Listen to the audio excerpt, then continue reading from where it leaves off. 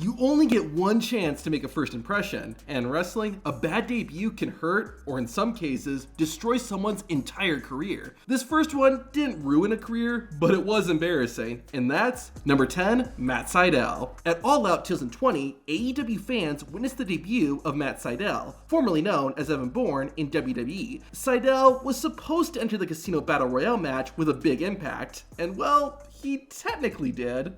We'll take every chance known to man and animal. Oh! Sidell slipping off the top rope! I only include Sidell's debut because he was okay and bounced right back. Still, this did not help Matt Sidell start his AEW career on the right foot. With Matt Sidell, it was just an accident and nobody's fault. Someone definitely effed up with his next debut though, and that's number 9, Impostor Kane. Now, the whole Impostor Kane storyline is a pretty infamous one in WWE history, but I honestly liked it. For those who don't know, in 2006, Kane started hearing voices in his head that kept repeating the date, May 19th. On top of that, whenever Kane did hear that date, he'd go ballistic and attack anyone in sight. After weeks of this going on, we finally found out who was behind it all.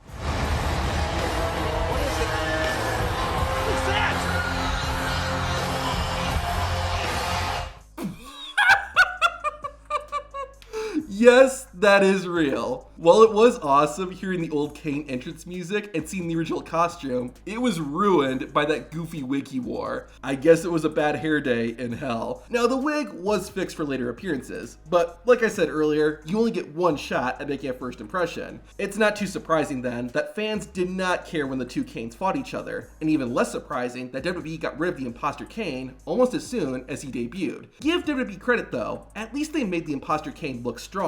When WCW debuted a monster, he still looked strong, but not in the right places. I'm talking about number 8, the Yeti. In 1995, WCW thought the future of wrestling was 80s cartoony characters, so for the majority of the year, Hulk Hogan was feuding with the Dungeon of Doom, a group featuring a ton of wacky characters. One of them was the Giant, aka The Big Show, who fought Hogan for the world title at Halloween Havoc. To ensure Giant would win the title, the Dungeon of Doom revealed they had a quote, insurance policy. The insurance policy ended up being, And the Yeti!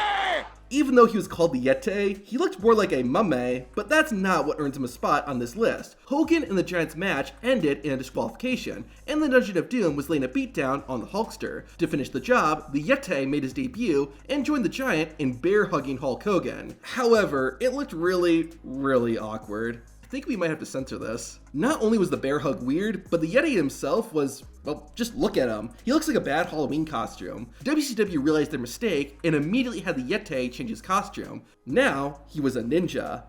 I'm kind of wondering if WCW knew what a Yeti was. Number 7, Eric Bischoff. Bischoff's on-screen personality in WCW is usually overshadowed by the fact that he was actually running the company. It wasn't until after WCW went out of business that Bischoff's talents as a character and performer got to shine when he joined WWE. However, they did not set up Eric for success. On July 15th, 2002, Vince McMahon announced he was shaking things up and that Raw would get a new general manager. He added that the new GM would be announced later in the show, and everyone began to wonder who it could be. About halfway through the broadcast, we finally got our answer, in the most anticlimactic way possible. Backstage, Booker T was giving an interview when this happened.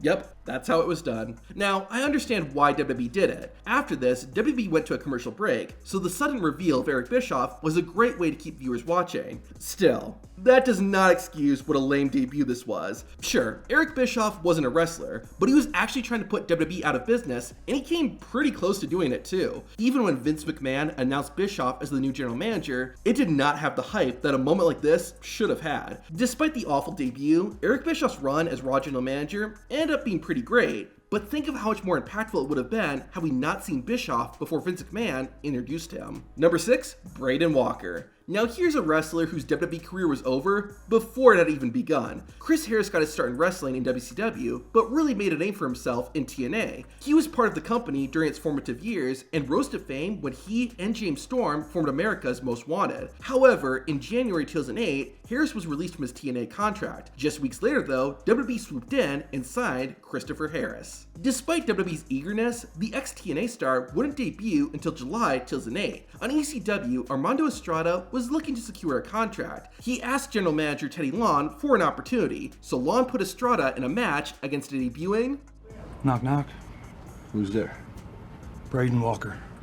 No offense to anyone named Braden and or Walker, but that's just an awful name for a wrestler. I know WWE doesn't like using wrestlers' real names, but Chris Harris was so much better. Who sat there and thought Braden Walker was seriously gonna take off? Also, when your first spoken words in WWE are a knock-knock joke, it doesn't exactly scream superstar. Things didn't get much better when Walker got into the ring. It wasn't an awful match, but nothing special either. It honestly feels like WWE wanted Braden Walker to become a walking meme, because that's basically what happened. After his debut, Walker wrestled one more match before being released from his contract. Now, while the fans didn't cheer for Braden Walker, they at least didn't boo him. This next wrestler got such a bad reception that he left the company after one match. The man I'm talking about is, number 5, Jeff Hardy. Today, finding a wrestling crowd that wouldn't go nuts seeing Jeff Hardy would be impossible. The man is loved no matter where he goes, but in 2003, it was a different story. In April of that year, Hardy was fired from WWE due to drug use, no showing events, and overall lacking in-ring performance. The charismatic enigma was not unemployed for too long though, as he joined the recently launched Ring of Honor. Jeff made his ROH debut at the Death Before Dishonor event, but before he had even made his entrance, the fans were making their opinions loud and clear. Jeff Hardy, wow! Who gives a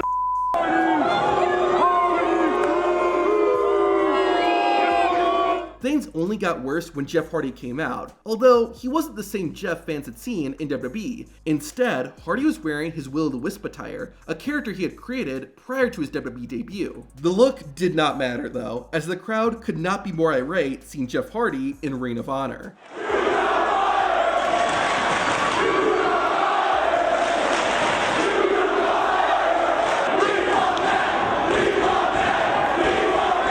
You would think with that kind of reaction that Jeff Hardy had murdered a puppy the night before. Now, part of this was Jeff's fault. His firing from WWE over his drug use and declining performance was still fresh in fans' minds. However, the fans also saw Jeff Hardy as a WWE guy, and Ring of Honor's entire identity was not being WWE. On top of that, at the time, Ring of Honor focused on athletic and technical wrestling, and Jeff Hardy was seen more as a daredevil creating crazy spots. Perhaps because of the overwhelming negative reception, Jeff Hardy's debut match wasn't that good either, only making his Ring of Honor appearance even more infamous. Jeff did win, but he would later go on to call the company Reign of Horror due to his experience. After a debut like that, it's not surprising that Jeff Hardy left ROH and wouldn't return until 2017. That was pretty bad, but it didn't hurt Jeff's career. This next wrestler's career was ruined because of one mistake. And that's number 4, The Machine. This guy is proof that it takes more than size and muscles to be a successful wrestler. Emery Hale got into the wrestling business in the mid-90s. Due to his impressive stature, it didn't take long for people to take notice. One such person was Jimmy Hart, who brought Hale into WCW with plans for him to be the next major opponent for Hulk Hogan. With goals like that, you would think WCW would present Hale as a powerful, unbeatable monster, but you would be wrong. Upon his arrival, Hale lost all of his matches, and usually in pretty quick fashion. That's because, despite having a great look, Hale was awful and boring in the ring. WCW wasn't ready to give up yet though. In 1999, Hale was taken off TV for a while, but in February 2000, he re-debuted as a masked wrestler named The Machine. His debut opponent was Diamond Dallas Page, a solid and credible adversary. Despite months of training, The Machine was still just as sloppy as always. However, the point of no return came at the end of the match. The spot was supposed to involve DDP hitting the ropes and The Machine crotching himself. That did all happen, but in the worst way possible. First, Page hit the wrong side of the rope. Second, Machine still sold the move, but it looked like he just jumped and neutered himself. The only positive thing to say is that after this, the match quickly came to an end.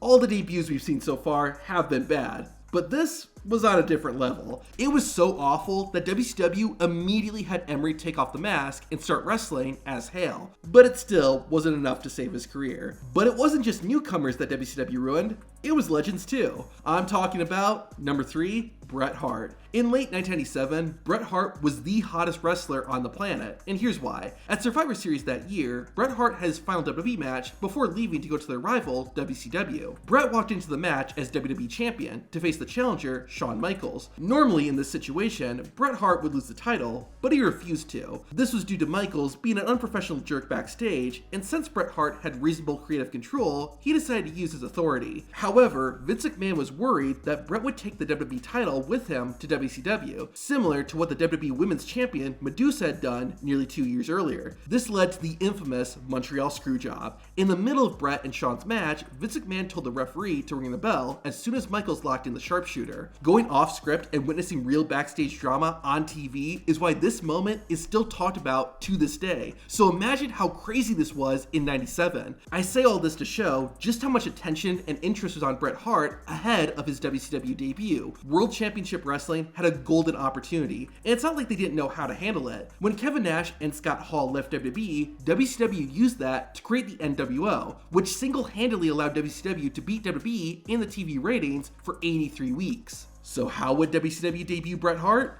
They made him the special guest referee for a match between a retired wrestler and someone who was never properly trained. Genius. Okay, to back it up a bit, Eric Bischoff and Larry Zbyszko were feuding and set to have a match with the winner gaining control of WCW's flagship show, Nitro. In order to call it down the middle, Bret Hart was made the special guest referee. Now, in WCW's defense, Bret Hart had a 60-day no-compete clause, meaning he couldn't wrestle. Still, out of all the possibilities, having Bret Hart ref Larry Zbyszko versus Eric Bischoff is what they went with. What was really disappointing though is WCW not capitalizing on the Montreal Screwjob. The only acknowledgement of it was this line. Because nobody knows better than I do what it's like to get screwed over by a referee. Bret Hart's entire WCW career is described as a train wreck, and it all started with this awful debut. Number 2, Tito Ortiz. Okay, this might not be a debut in the traditional sense, but it's so bad that I have to talk about it. In 2013, TNA had faction warfare going on. The Aces and Eights had been running roughshod, so Sting and Kurt Angle reformed the Main Event Mafia to fight back. In the middle of all this, a video was sent to the TNA offices that spoke of an August 1st warning. August Thursday, August Thursday, August on Spike TV. Fans tuned into the August 1st, 2013 broadcast of TNA Impact with much curiosity. Could it be Batista, John Morrison, Chris Jericho, a TNA original returning? Well, it was none of those. The show ended with the Aces and Eights and the Main Event Mafia throwing fists. Then, it happened. Fight at August 1 warning, identity revealed as the MMA legend Tito Ortiz.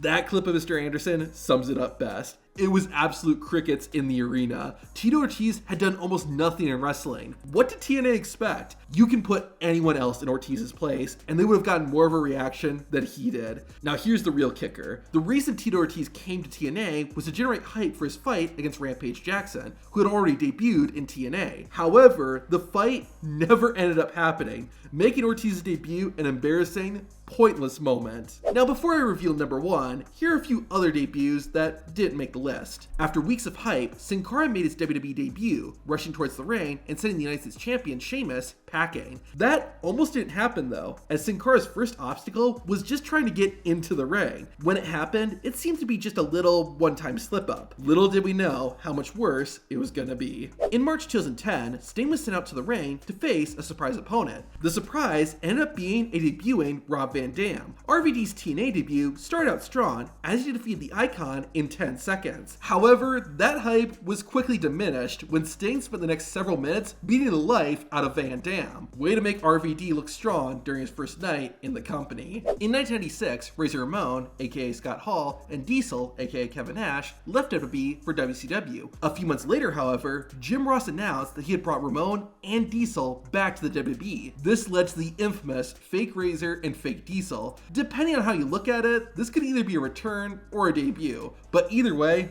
it was trash. It was a cheap way for WWE to bait the audience and get them to watch, and nobody benefited from it, except for the real Kevin Nash and Scott Hall, both of whom got big pay raises because WCW legitimately thought they were going back to WWE. One of the first major WCW stars to debut in WWE after the company shut down was Diamond Dallas Page, but his arrival in WWE was a mixed bag. In the spring of 2001, a mysterious person began stalking The Undertaker's wife, Sarah. After weeks of this going on, the stalker appeared on Raw under a ski mask, riding Undertaker's motorcycle to the ring. He then took off the mask to reveal his identity.